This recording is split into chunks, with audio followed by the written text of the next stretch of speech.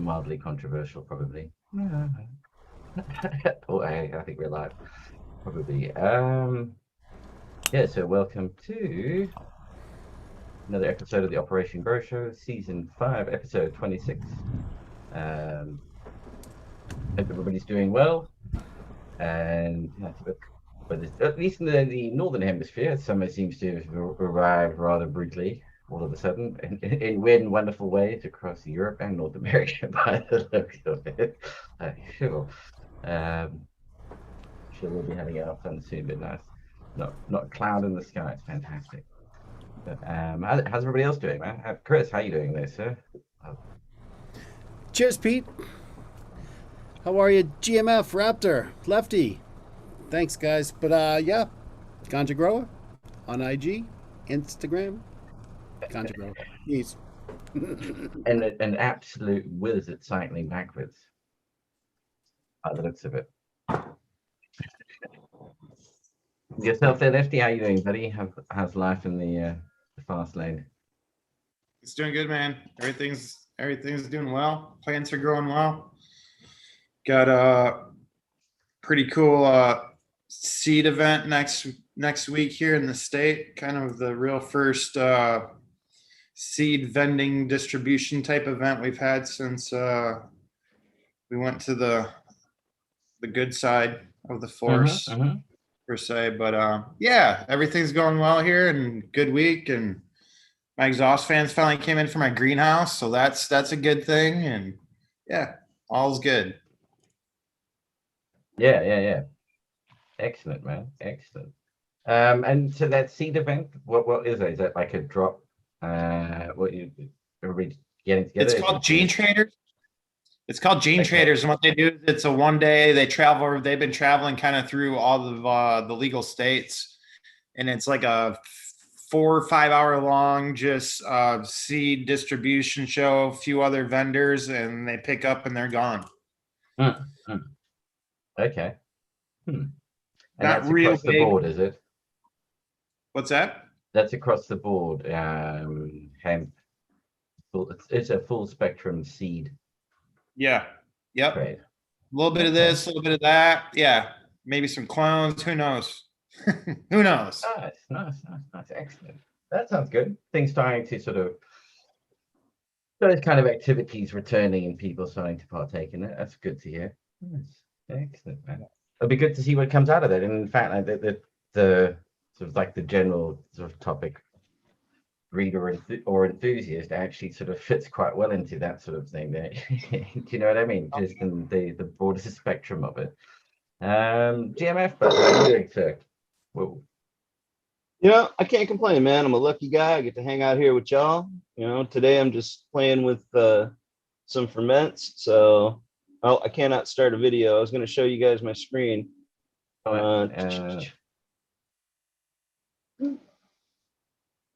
Show you the ferment I got going right now.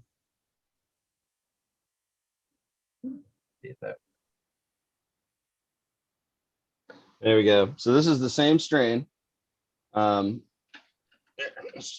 you can see, this is it fermented. This is the same strain non-fermented. So you can see there's a drastic difference in what happens to the color when it goes through that basic process. It goes, from your standard, nice, big, chunky, what you'd expect, nice and green, little purpley, to dark brown, dark greens. So that's about it. That's what I'm up to today. Just playing around with this stuff. So it's almost like it's got that aged decarbed look to it straight away. Yeah. So we'll find out. Just check, playing around. Me, I'm always doing something stupid. And the nose, the terpene profile difference between those, the nose. Okay, they're a little on the stinky side. This is my biodiesel, so it's a little stinkier than most of the ones I've grown. And when I opened the jars, and in fact I can still sniff them, they smelled a little garbagey. That little rotten garbage, sickly sweet, rotted food, kind of rotted fruit smell a little bit. That's what they had when I just opened the jar. It's obviously they're air drying a little bit now, so it's dissipating. It'll kind of reconcentrate again when they get jarred up for the second round of fermentation. But yeah, they kind of had that really, it went from skunky to like slightly decaying kind of smell. Like it intensified the stinky, putrescent, slightly smell of it. No. Well, So, interesting. oh, I don't know if it's end up find out. This is the first time I fermented this one, this particular strain. So we'll find out how it does. And I do think it's going to be it's going to vary how the effects of each type of fermentation play out on the overall profile. So it's kind of something where I'm still playing with times. I'm still playing with, temperatures, stuff like that, just to try to really dial in what I think the process can achieve. Kind of just like brewing, same idea. You play around with your times and temps to try to elicit different flavor compounds. Yeah, no, it'll be interesting. Yeah, and I maintain all along that this will be one I want to see this starting to hit the shows and that for an entry where people submit this in and just to see what the reaction will be. I think that would be pretty damn cool.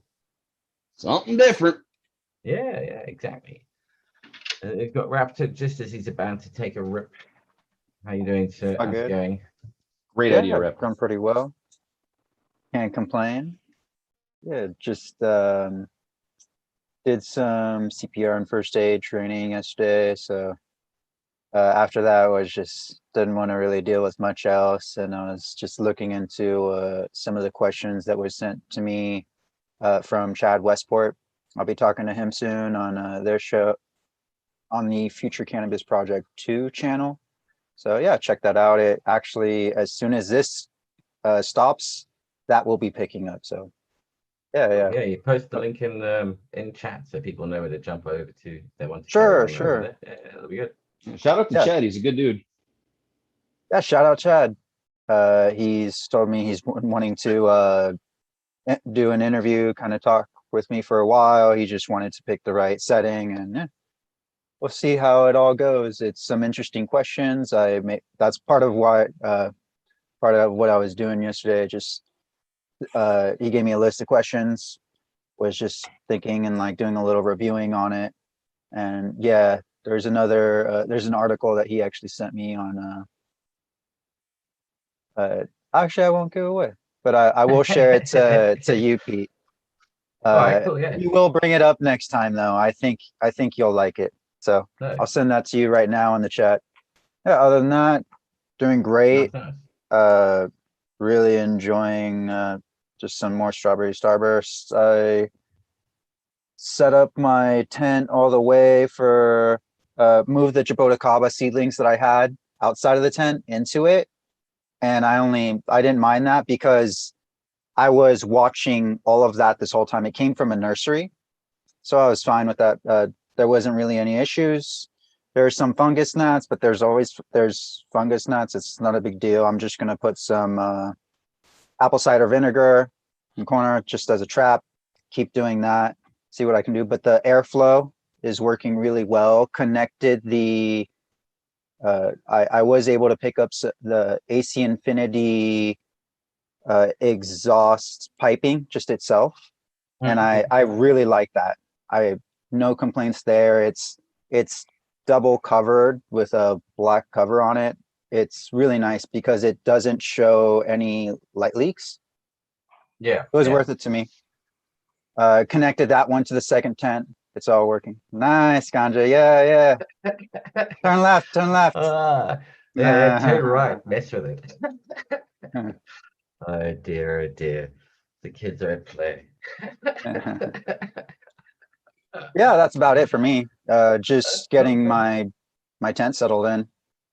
From there, really hoping. Oh yeah, fruit flies. Yeah, I'll have to check to make sure that it's a fungus gnat or fruit flies. Actually, there was actually a fruit fly downstairs in my kitchen, so maybe I was considering that. Yeah, Sure. for now, I'll just have to do like mechanical if I see it. Just, put my thumb out on it. Your own quick little population genetic experiments for them. Yeah, that too. Just collect a few. How long does They're it really take annoying for a you. fruit fly to develop scales? Yeah, exactly. Huh. How many hundreds of thousands of years? But anyway, getting into a different topic. um, yeah, and this season in terms of progress with the grows and that, I know I hear from the mystery grow that the F1s are probably about a week away from being flipped into flower and selection from those. So that'll be interesting. The feedback is there's bunches of those in there that grow really, it's just got really good distinct to them and a variety of smells apparently that are coming off. So which aren't in either of the two initial parents apparently, which just goes to show how much weird and wonderful creation is out there. Uh-oh. What's up, Lefty? Mystery grower has some work to do, it sounds like. Yeah. Well, precisely. I think that also goes into like the topic. Well, not topic, but I guess topic, but breeder or enthusiast. When it comes to playing around, making crosses, producing plants, etc. When do you move from being an enthusiast, a pollen chucker for for the street parlance, to breeder? What is that distinguishing line? What makes a breeder and everybody else just a enthusiast, amateur, professional, bearing in mind that in sports Usain Bolt is an amateur because he's not paid to do it. Okay, he's sponsored, but he's not paid to run. It's a different story. They will sponsor him because he happens to win, but so amateur doesn't mean less than necessarily. It's that distinguisher, what makes that difference. Ooh, But, I can start. I'll Start. Yeah, start. go for it. In my opinion, a breeder is somebody who has made their own parental stock, or they're using something that's old, heirloom landrace, something like that. Either that or use your own parental stock. You've made your own cross, like for existence arise with King Solomon. That's Jeff's parental stock. He made the cross, and he uses that. And then taking that and then going beyond an F1 generation and working the line, and doing that all the time. That's breeding. That's making selections, that's using parental stock, creating your own parental stock. That's breeding. Making an F1 from two other crosses from two other breeders is not breeding. No. I can do that. I can do that in my room next door. That's not breeding. That's being an have done that. Being an enthusiast. That's pollen chucking, being a grower that likes to make crosses. That's all it is. Yeah, but I mean, if you can get it, so then you talk about costs. So if you like, Rasta Jeff has F1s for dirt cheap, man. I mean, like that cream is like $25 for a 10-pack. But they're F1s, but you can find some great vigor and you can find some great value in an F1. But yeah, for the average Joe who hasn't worked a line, like Rasta Jeff's worked a line before, he knows what the fuck he's doing. But yeah, I agree. F1s are definitely, but that's why F1 should be short dough. Like people shouldn't be spending fucking $300 on a fucking pack of F1s. What the fuck is that all about? That's just crazy. I'm right there with you. And to add to all of that, transparency. He says, "Hey, this is a fucking F1. Just tell me what I'm getting at very least, and then I can all right, and then costs, to that, if it, like exactly what you're saying." And of course, there is that distinguisher between, because to be the guy, on the technical side, where every seed is technically an F1 of the two parents. They always will be. Every seed is. It's in the lineage. Is it F1, F2, F3 in that breeding line? How far has it been worked? And then we have, but that's your breeding line, F1, until you create stable line, and then the F generation doesn't mean anything else. Anybody who goes, "Well, I'll take you into F24," it's like, no, you haven't, mate. You've just created a stable line back at F8 and just kept it going. That's all you've done. It doesn't mean. It loses its value after a certain point if you're doing it properly. That's it gets stable at F8, F9. That's it. Away you go. the dihybrid F1, which is the really sought after. That's the one you pay the money for, because that's the one where you've bred the parental line. So every time I bring them together, it's 100% consistency. I've bred two homozygous lines that give me this heterozygous offspring that is optimal every single time. And that's the really valuable one. And that it was the thing that got me going on all this, was that seems to be where, like, the con happens. People see F1 and think, are kind of maybe mistaking it for that really work thing, as opposed to, oh yeah, I just crossed these two, this is the first of that generation. We all know that these aren't dihybrid F1s though that are coming out. 80% of the seeds that are coming out are straight up F1, just F1 crosses, 80%. Nobody's taking, things past F3, F4, and making that true F1 hybrid and releasing it. There might be maybe 2, 3, you can count them on one hand, probably the guys who are still doing that. And they're the old guys. They're the old guys. The new guys aren't doing that. The new guys are the guys pumping out shit. 80% of everything is F1, and you're lucky if it's fucking tested. Yeah, exactly. And you can tell that it's not that work line, because the F1 pack of seeds you're given, you're given a 10 pack of seeds and told there's 30 phenotypes. You go, great, okay, cool. There's exceptions. I mean, there's exceptions. I read genetics. Rasta Jeff, he's been using King Solomon forever. He's been using that Golden Goat forever. He just knows them, so he can do what he does. But there's these new guys that are like, oh, this week I'm going to use Sunset Sherb, and next week I'm going to use Runts, and the following week I'm going to use whatever I heard about today. And it's just like, throw out F1s and whatever sticks for $150, $200. Yeah. And Pete, didn't you find in some of those simulations that you've run that once you get past that F10, you found a couple of generations where it was really some wild shit showed up?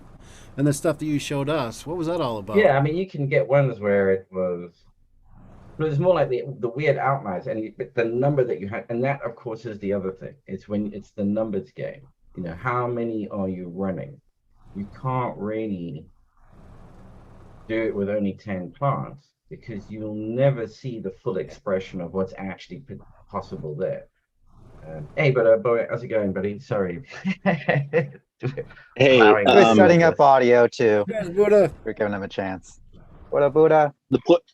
the pleasure is mine. Everybody, I hope you're having a great weekend, and it's a great topic, and the chat looks lively. So I'd say I fall into the category of the hobbyist who, has an infatuation with the breeder, with the breeding process. And because I now have participated in that process, mostly recently as last weekend, I am learning an awful lot. And I'm trying to set aside what I feel like I once knew, because I've got a lot to learn. And that's where everybody starts. I mean, every breeder out there. And okay, again, like this thing, every breeder, what's the distinction? What makes them a breeder? Started as an enthusiast, started as a pollen chucker, crossed two things, saw a result, and went, hey, that's interesting. Can I do it on purpose? And I think that becomes, it's that sudden like, oh, can I control it? Can I make it do what I want it to do? Make it bend to my will? And that becomes the interesting part, as opposed to, oh, I'll just take A, B, I hope I get C and just put it out there. And because I used hype A and hype B, that's why people buy into it. It doesn't seem like it has any longevity, that churn and burn.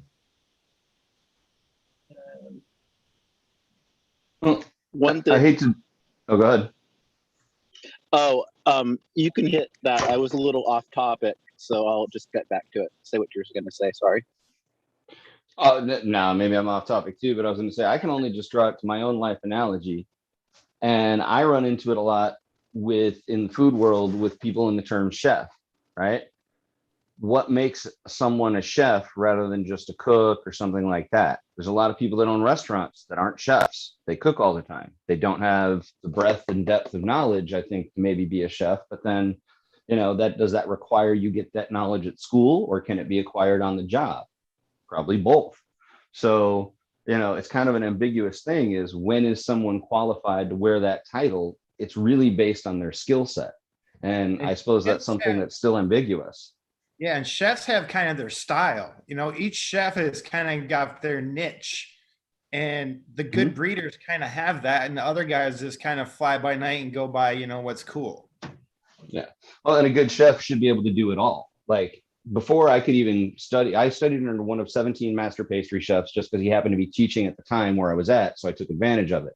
But before he would let you take his baking class, you had to first pass the regular hot foods class. He didn't want you in baking and teaching you fancy pastry unless you already knew the basics of the kitchen and how to do everything else. So I think that's also a lot of it, is what are the levels of qualification to a breeder? We really don't have anything to qualify that other than to say it's someone's skill level, it's someone's intent. True. It's a matter of how serious they take their work. And, a lot of it, like brewers too. A lot of your brewers that are now working in these startup, kind of cutting edge brew pubs and little breweries that are making weird beer, they all started as home brewers. I've had a lot of them come through competition because I'm a judge for the national homebrew competition. And you'll see a lot of these guys come through, they'll start stacking up some awards, then they'll start trying to parlay that into a career, and good on them, because they're at home, they're in their garage, they're practicing their craft, they're practicing their discipline until they can kind of take it to that next level and get paid for it. So yeah, it's a really tough call, because I got all kinds of respect for the chef that, learns at home or learns from grandma. But at the same time, if you don't have the depth of knowledge, you don't get to wear the badge. So it's a tough call.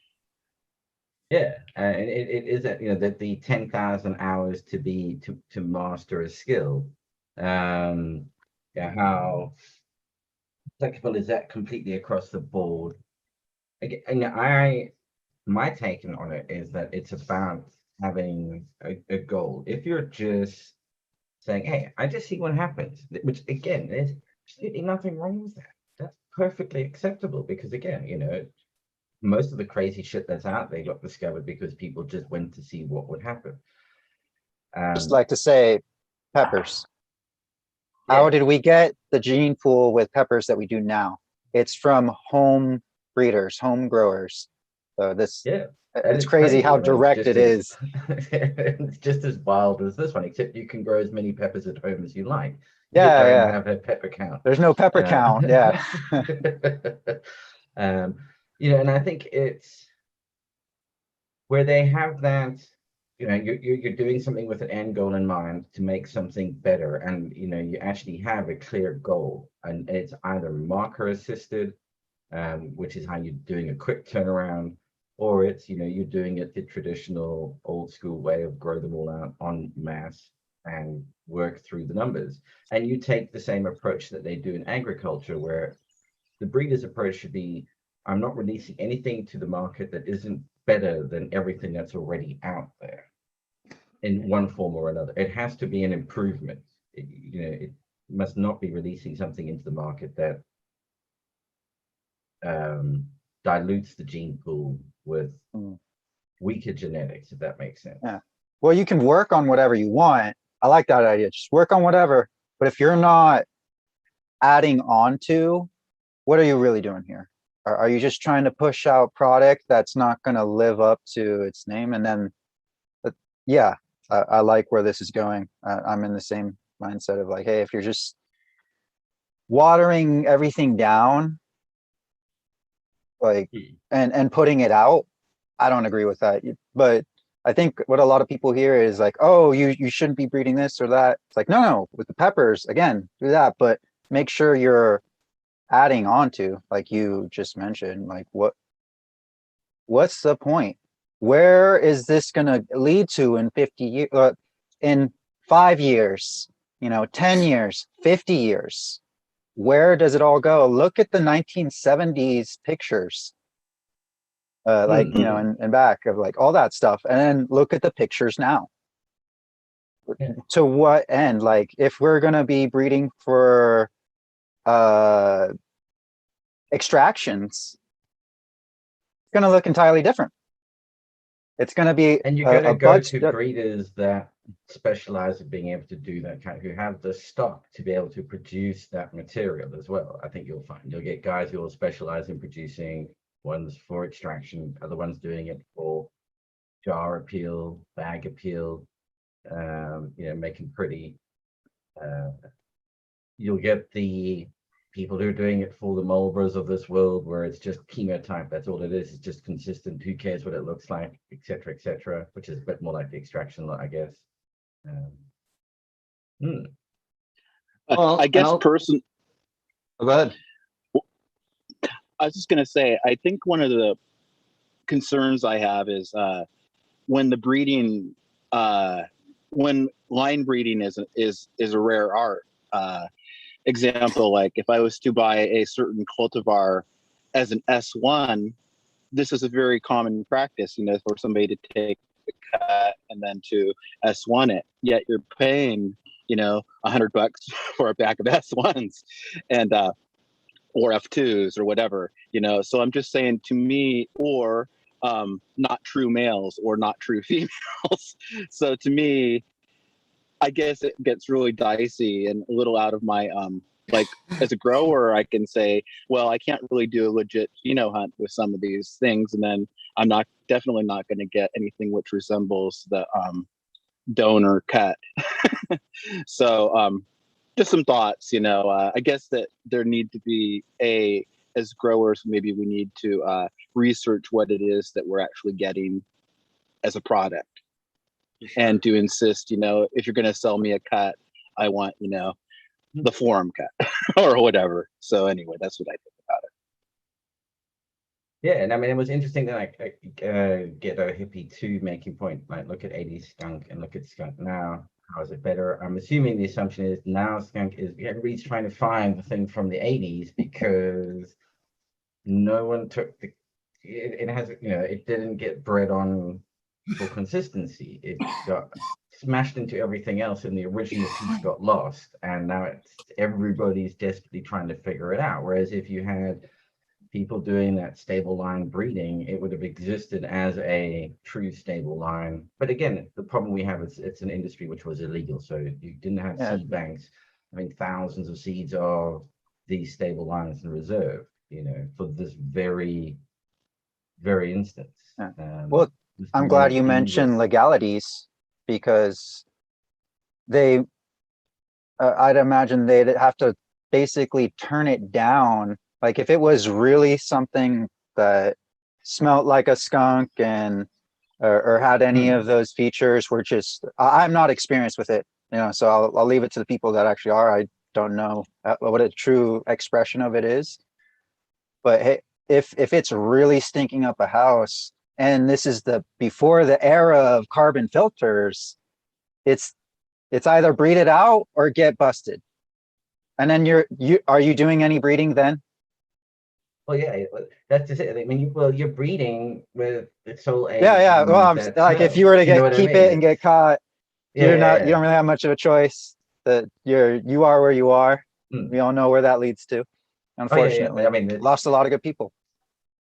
So it's an interesting breeders thing. Go ahead, but I was just going to say two things.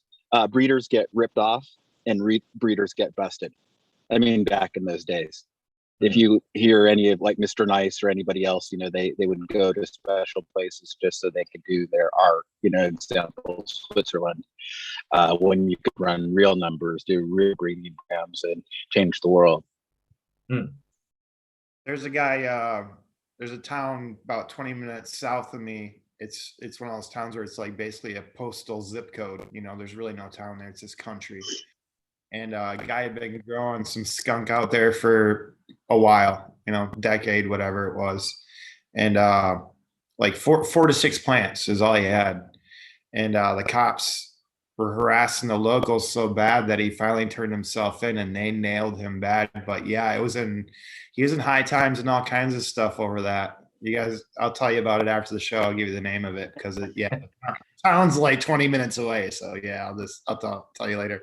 But yeah, I mean, he literally turned himself in because you could smell it everywhere around that house. So yeah, I mean, it was outdoors. So I mean, yeah, he turned himself in. Well, He no, had the exactly. good I mean, stuff. yeah, but you see, but there's exactly, there you suddenly had breeders breeding with a general purpose focus in mind. Let's breed the smell out of it. There they actually have an end goal, a target. It does, yeah, in my personal opinion, it does grate my goat a little bit when I hear people go, "Oh, I'm just letting the plant decide and tell me what it wants to do." I'm like, then don't, yeah. Call yourself an enthusiast, call yourself a green thumb horticulturist. I don't really mind, but I wouldn't call yourself a breeder in that sense because there is no end goal. You could be a custodian of the genetics potentially, That's right. in that sense. But that would be again, breeders should have some kind of weight to it. Otherwise, it means nothing. You call yourself what you want. And I'll say something for the value of intention.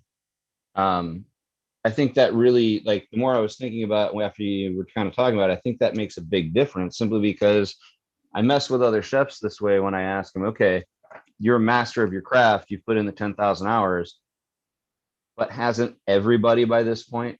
If you're an adult, you've spent over 10,000 hours making your own food, cooking your own food. You've spent 10,000 hours in a kitchen feeding yourself. So why are they also not masters? The thing is, they haven't been cooking with the same intent. Exactly. Yes, because we're drowning in information while starving for wisdom. Hey, Pretty man. crazy. Feed the people. Yeah. It's like you get those, Japanese sword sharpener / polisher. They can sharpen it. We can all sharpen a knife at home. Those guys can sharpen a blade that just looking at it cuts you. Yeah. Ooh. Ones where the guy's got over 100,000 hours into the damn thing, and even he's still scared of touching it when he's finished. So yeah, it is. Yeah, it is about that intention. Absolutely.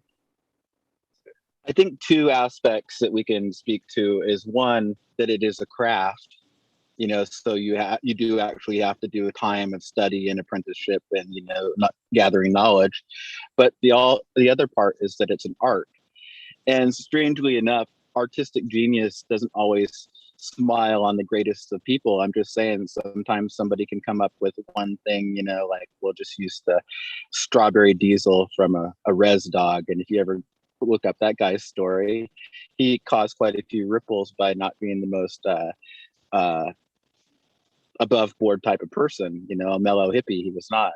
So, but at the same time, people still to this day breed with this sour diesel. And I've heard renderings, accounts of people who actually made his seeds for him.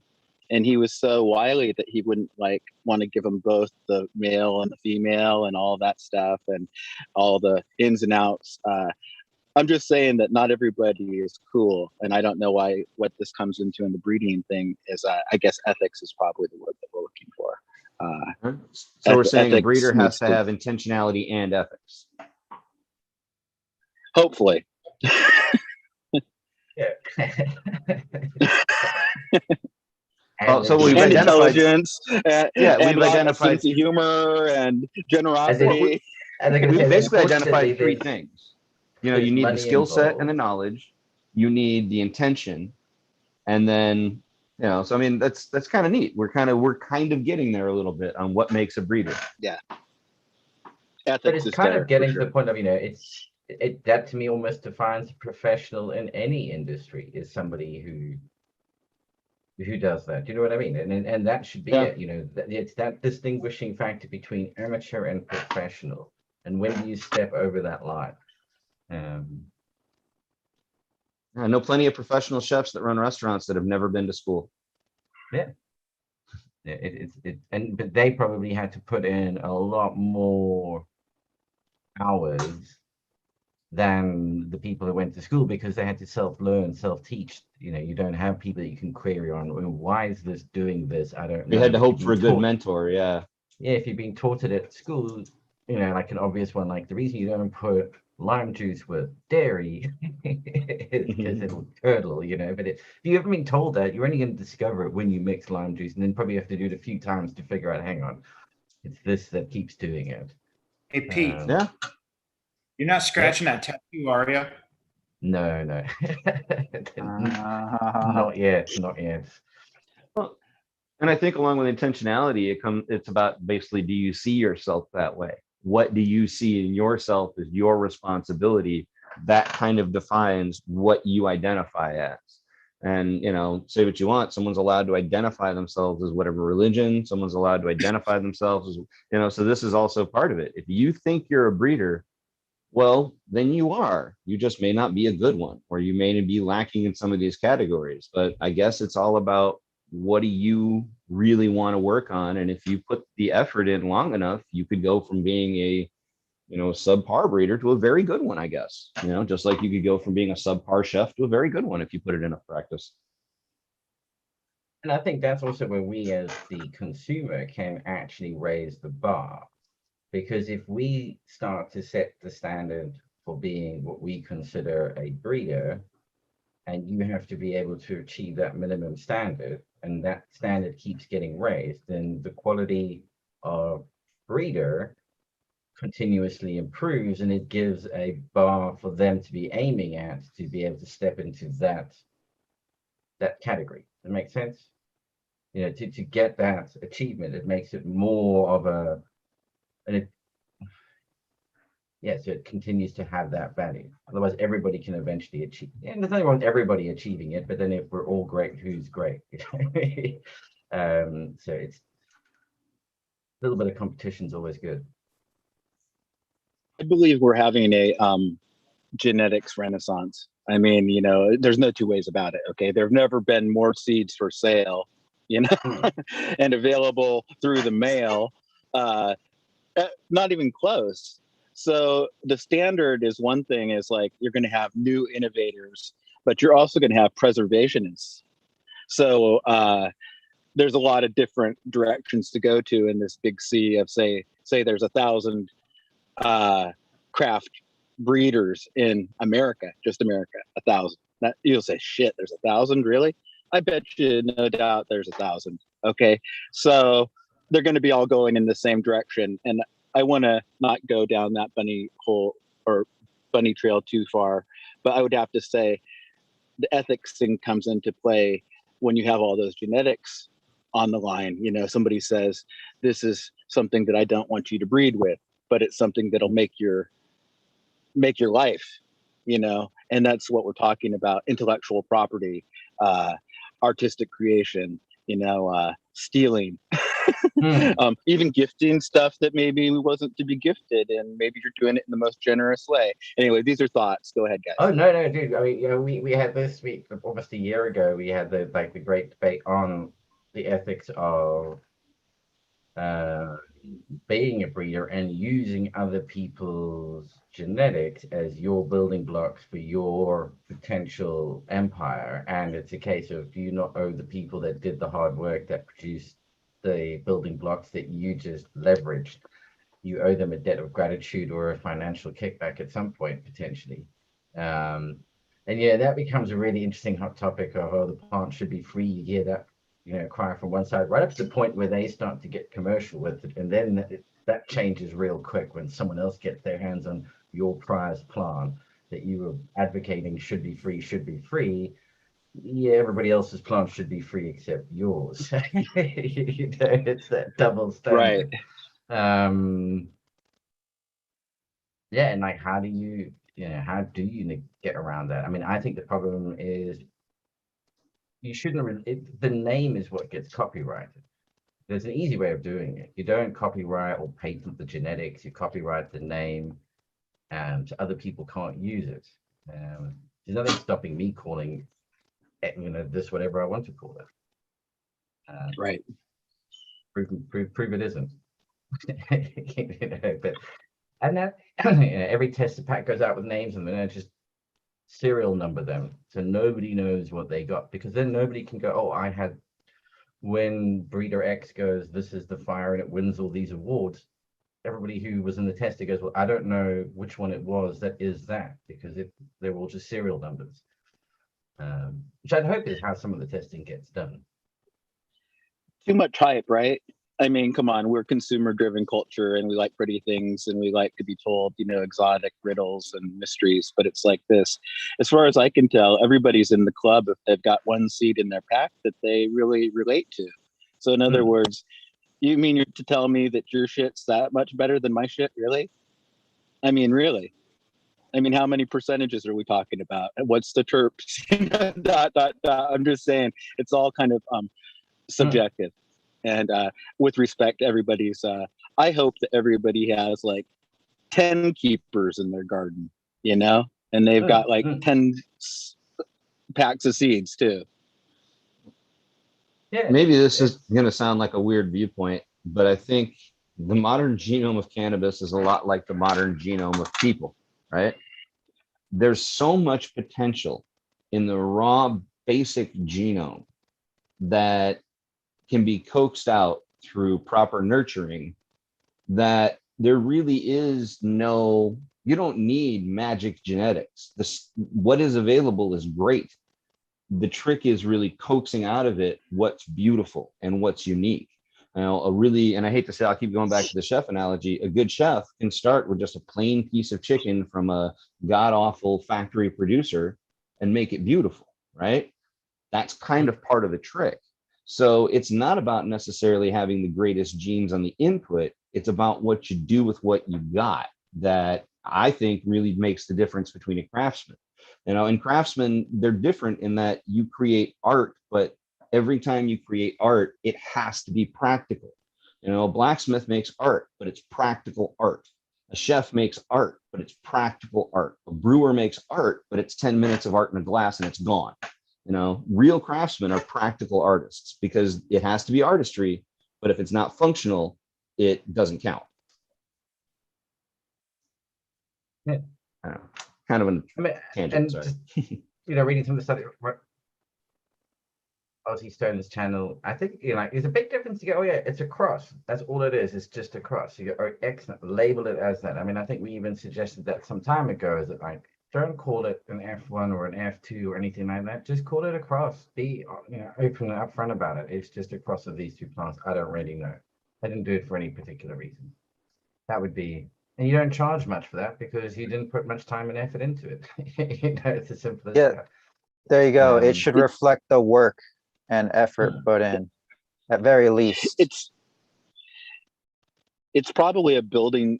It could be a building stone for somebody who's starting off with a hobby or a passion and they're just getting started. So maybe they're just getting acquainted with, you know, donor worthy genetics, or not even that, just the technical aspects of taking two plants and putting them together. Because I'll tell you the truth, when I chose my headbanger male and my sour strawberries female, it was purely, I had the abstract idea of maybe combining them because I could measure the marker of taste and smell, you know, strawberry, and I know the potency of the headbanger. So those are two markers that I could actually check out. But the truth is that I didn't run the whole pack of each and select the very best from those packs. I trust that they're good genetics, but they'll never be seen in my eyes as being like, you know, selected genetics. But that's where I'm at. It's the first step. You know, the next time I will make selections, et cetera, et cetera. And each time you do something, you go, oh yeah, that's what I didn't do last time. I'm going to do it this time. You can't do all the variables at once as well. You have to do them one at a time and get familiar with each one, and then, you know, perfect each part of the process, and then you can expand it out, etc. I mean, an interesting thing about taking what might not be the greatest line and you had a stable line, it wasn't necessarily the best in the world, but you keep working, you just keep running it and just keep running it. At the DNA level, you're getting about probably between 5 to 15% mutation of the gene of the DNA, and each reproduction, each generation is having this small amount of mutation that's constantly happening as it goes through. And again, this is where that numbers game comes in, because if you're running enough numbers, all of a sudden, a few generations down, you'll trip up one of these mutations and boom, you get an outlier event that suddenly crops up that you would not get unless you were working it for a very long time. You know, and that's the other thing. You know, if you put that much, you know, that's where you'll get this real wild outlier. That will be existing nowhere else. Pete, would that be? I've seen your model, your model of the phenotypes and how they get together, but would you say that outlier would be, I guess, that exceptional, whatever ratio it would be to get to that? Yeah, I mean, is it really? I mean, the Go thing ahead. is, I mean, it's just a mutation, and there'll be at some point the mutation becomes enough for it to be phenotypically noticeable or chemotypically noticeable, because this mutation, I mean, we're doing it all the time. I mean, every time we breed, we mutate at this percentage. Occasionally, that mutation just happens to be in the wrong place, and you get spinal bifida, and you get something nasty happening, or you become super athlete because you just happen to have a mutation in the right way, gives you, the energy kick that you need, for instance, to be of that ilk. And same in the plants, you're going to get mutations that will, for some reason, all of a sudden you've been doing this for 20 years with this plant, this group, and suddenly you get one that just completely different to all of them. It's just that lucky combination, that event, and it can happen. That's the beauty behind it. It's this random small amounts of mutation that are continuously occurring, mean that it isn't ever really constant. It's always on the shift. And that didn't come from anything magic. That literally came from your intention, your time, your hard work. And I guess call that magic, because that's really the nature of what we do in our world. The thing that makes us different from anything else is that we put intention into what we do and how we change our world. We have that capability. So we're actually capable of improving things. This is why one reason I'm a big fan of, just nature versus nurture. I'm a nurture guy. I think that there's so much potential in each person if you just give them the tools. There's so much potential in these plants if we just give them the environment they need. I wanted to speak to what you were saying, Pete. That mutation, which might happen, when you're 20 years of growing and producing cannabis, you've heard the idea that, say, if you go through a population, select through a population of 10,000 cultivar or of the same family, you're going to come across at least one plant in there of each type of phenotypical selection. Okay, that's what I've heard, is like it is actually the number. Okay, at least it was. So this mutation and this extra funky fucking pheno is outside of that population of 10,000. Yeah. Let's say I take 10,000, and then I pick two that are the same, male, female, that are the same from that 10,000, and I cross them and also go do another 10,000. There's this consistency. You're continuing this line. It's just that, every time they split and come back together again, when you see how, from Cascadian ones, people can go back and watch them, when you see how the DNA is unraveled and put back together again, and it's just a continuous line of, as we visualize it, as letters. The best example I had was somebody told, okay, here it is. You get one go at typing it up on a typewriter. While you look at it, no mistakes are allowed. You'll make one or two mistakes. You get one or two letters don't go back in exactly the same order, and it's how these start to eventually add up over time, and then suddenly trip something. Sometimes it just requires a small little shift. It only has to be two letters that get wrong in the right location, and that's the overall beauty of it. When we look at these Punnett squares and things like that, they're a gross oversimplification of what's actually going on. That's the bit that's mind-blowing. Certain chemovars would be difficult to, if all you're looking for is, say, THC. Now you've got all these other dynamic cannabinoids and combinations for medicine that you have to look for too, that may be rarer, Well, that's kind of what I'm looking at right now. I'm a hemp. I got a hemp license this year. I'm growing out hemp, and I'm running all feminized seeds. And the differences I'm seeing in the feminized seeds out of the same pack, I think I got 8, maybe 10 out of the same pack all different. I mean, I got ones that are 5 foot tall. I got ones that are 2.5 foot tall. I got ones that are bushy. I got ones that are skinny. You know, a few of them got the same type of leaf patterns, but I mean, there's so many differences in the same pack of feminized seeds, and it's like, you know, it's kind of like, oh shit, you know, I'm seeing this in the pheno and the genotype. What's going on in the chemovar type? You know what I mean? It's like, this is a hemp variety. I'm getting this much variety in the way they're growing. Like, how much variety is going to be in the cannabinoid content? So, you know, I'm kind of looking at shit going, you know, kind of getting a little leery about stuff. But yeah, I got 3 varieties, and there's nothing that's consistent all the way across the board. You know, I popped 6, 8, 10 of each variety, and there's looks identical by even close. So it's really interesting to see all the different phenotypes that are coming out and all this shit. Yeah, I think that'll be probably become one of those next advancements in the home technology for the home grower will be chemotype testing kits that you can just do at home. Just quick snip a bit off the leaf, stick it in, away they go. They have it. It's $1,500 though. And actually, I don't think you can do it with the leaf. You have to wait until you actually have harvested dried flowers in order to do it.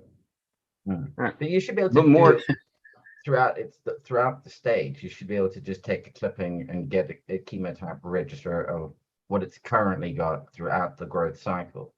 So you can see when it suddenly skews off and go like, oh shit, I'm going to pull this thing back in the other direction. You know what I'm talking about? What product, right? I've seen different ones. I don't know the one specifically that you're talking about. No. Yeah, I was talking about the purple, whatever they call it. I think it's just called the purple. Okay. I mean, it'd be nice when you get down to like a desktop kit. That would be pretty cool. Well, what's nice here is, you know, before, you know, with hemp, you can send in your stuff and get it all tested. But now with being full recreational here, you can also do a full spectrum analysis. So, you know, even if you do have something that is hemp and it tests over or whatnot, you're still not quite the alarms go up, but you know, you're still okay. And you can send in like 1-to-1s and stuff like that now too, which is my huge thing because, you know, that's kind of what my wife uses, and I'd actually like to get it checked out for once. It's like, oh, this isn't a 1-to-1, this is a 3-to-1. So maybe that's more of what we need to look for and try that. I don't know. It's interesting. Doors have opened, brother. Doors have opened. Well, I think you just nailed it right there. Like Moore's law and the increasing rate of available technology, how cheap it is, how widely disseminated it is. We're really in the age of the citizen scientist.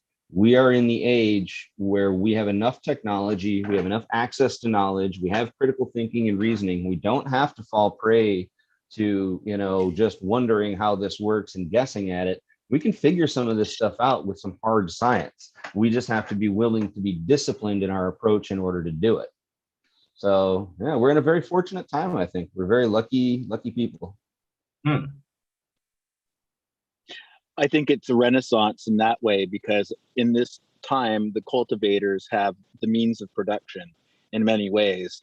And what we're looking for are more data points. So when somebody like Pete says, well, could you get a home testing kit for chemovar, you know, each week, you know, back in the day, I think for better or worse, Greenhouse Seeds, this is before there was a lot of content on YouTube, but Greenhouse Seeds had these week by week progressions of following a plant, and they would like give the terpene values at the bottom of it each week, and you could see that definitely between week 9 and week 10 this super silver haze gets a different character, or week 5 or whatever. So to me, that is really important data if I was to approach this from like a biological standpoint, or you know, a more guided selection type of idea.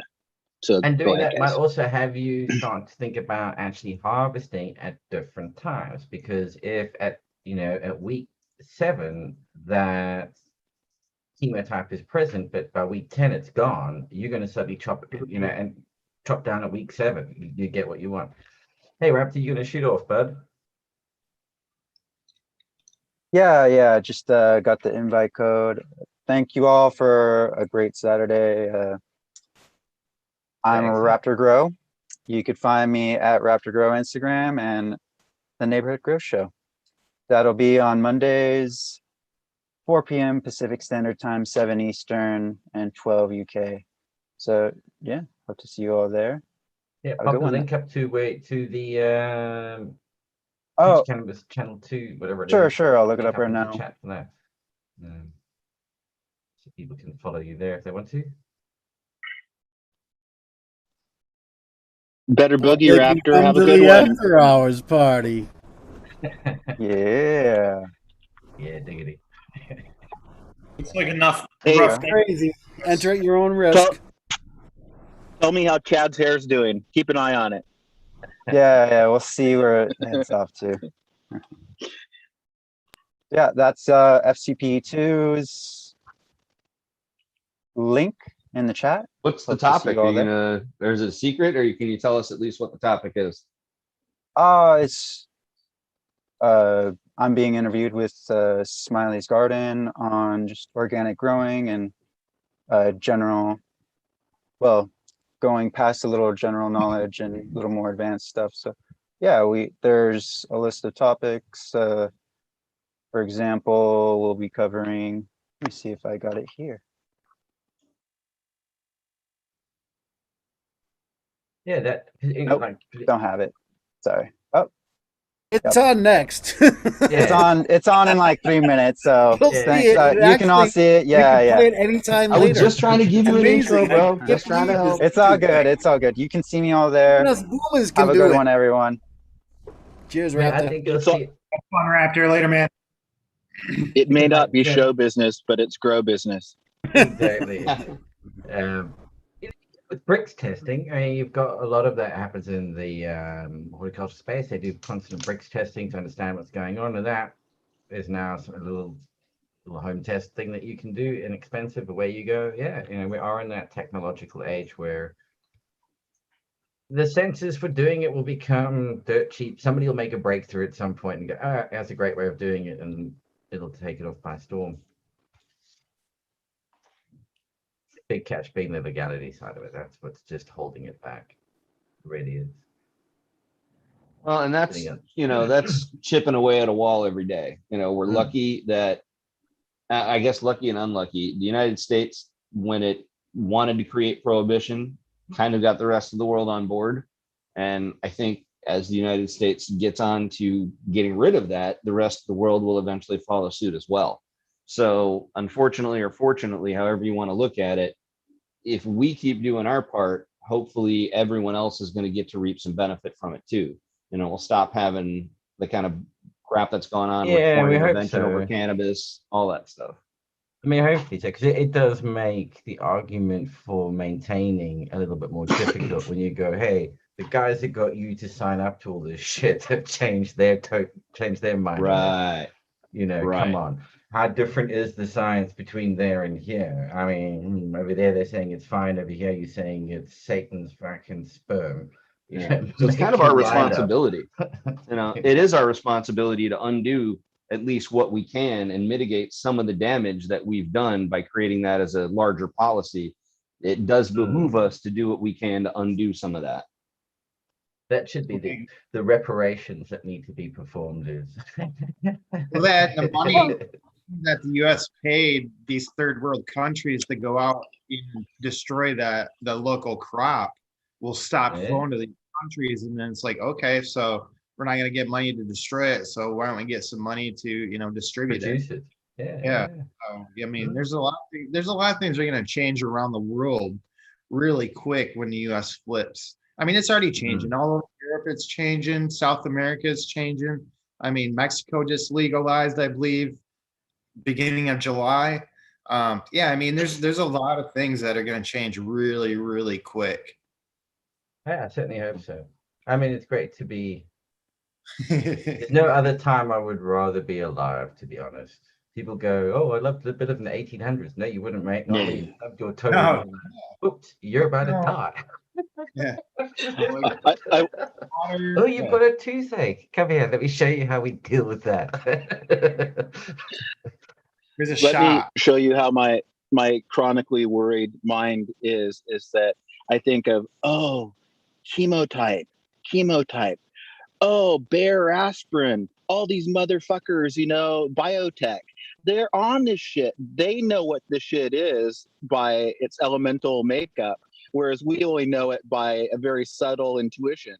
So I just really, really am suspect of times in the future when we've talked about this a lot. This is a huge theme with Pete in the show, is the IP, but also kind of the commons that we call, cannabis and maybe medical cannabis as well.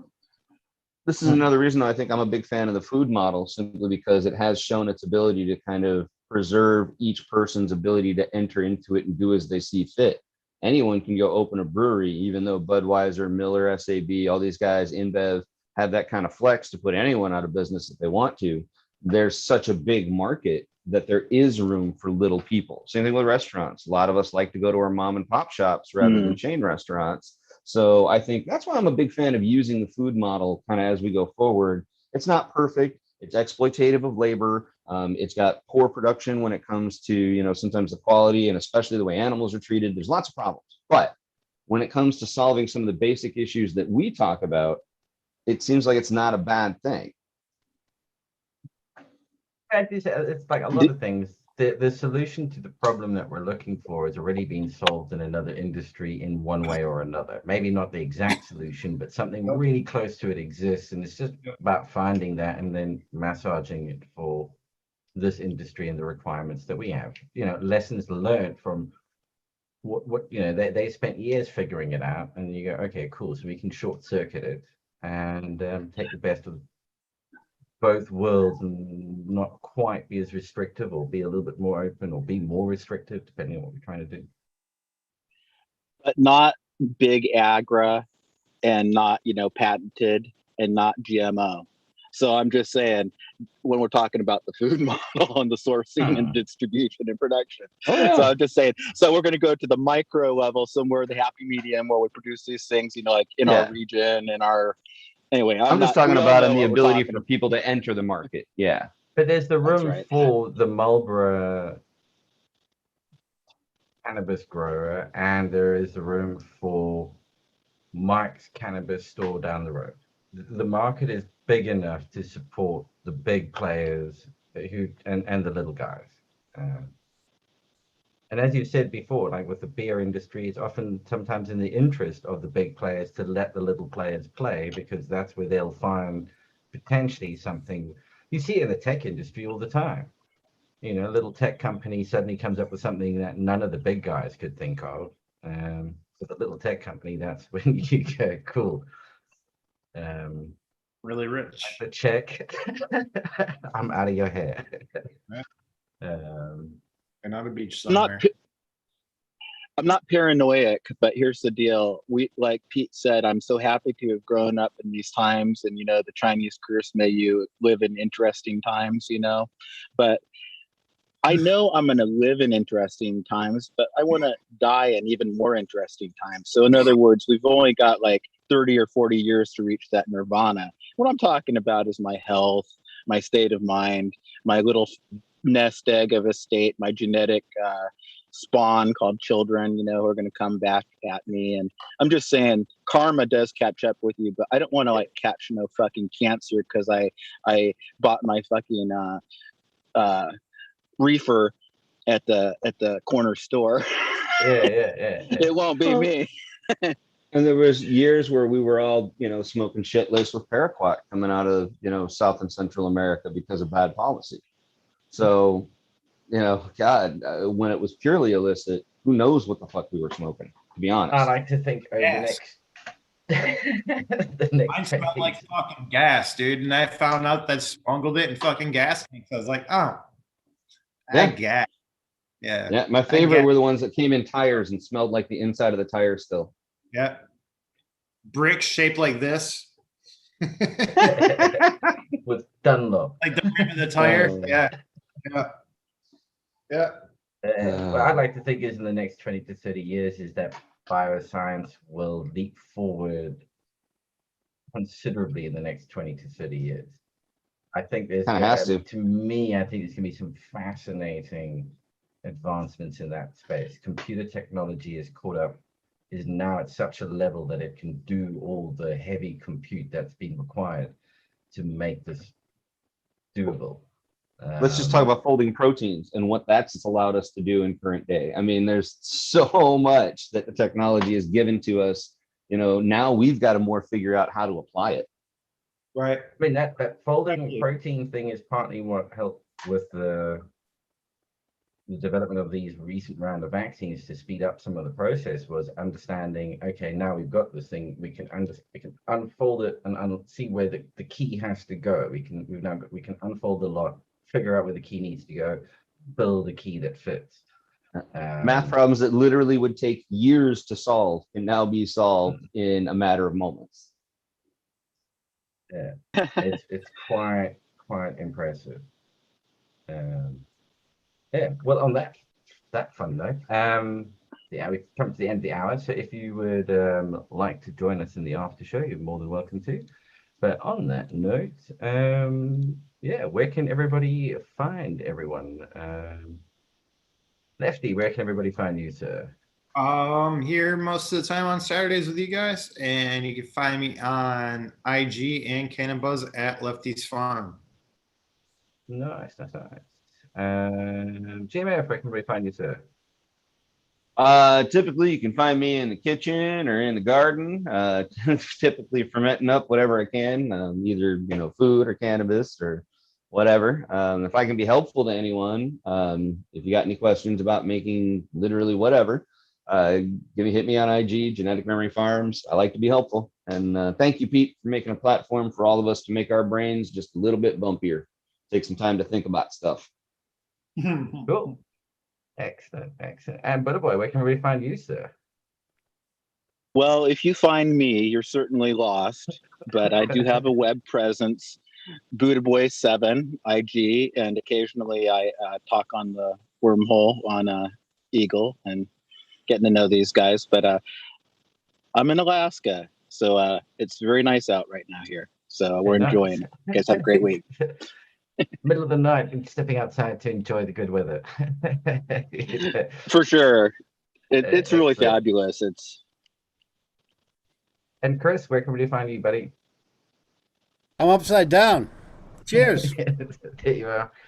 Sorry, I got thunderstorms ripping through, so yeah, I'm gonna rip out for a few minutes. But cheers, thank you, Pete. All right, thank dude. you very much. Thanks, guys. I really appreciate it. You guys always bring some great stuff. I love the direction, and we really should talk more about this shit because getting into that working stuff more is where it's at, right? Yeah. I think it's where we're gonna. It's a good discussion. Makes people think, which is good. Exactly. Thank you. Anyway, And I'll stay chime in safe for in the Raptor. sunshine. Well, in the storm, he's gone. Is it? Yeah, he's gone. Yep. I'll chime in for Raptor. You can hit him up at Raptor Grows. And he's usually in the neighborhood. He's usually running that on Mondays. So see us over there if you guys want. So shout out to Raptor.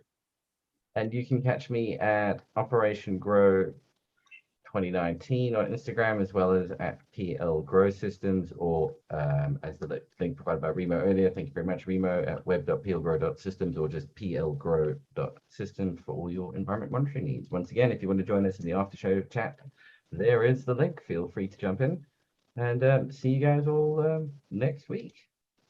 Stay safe.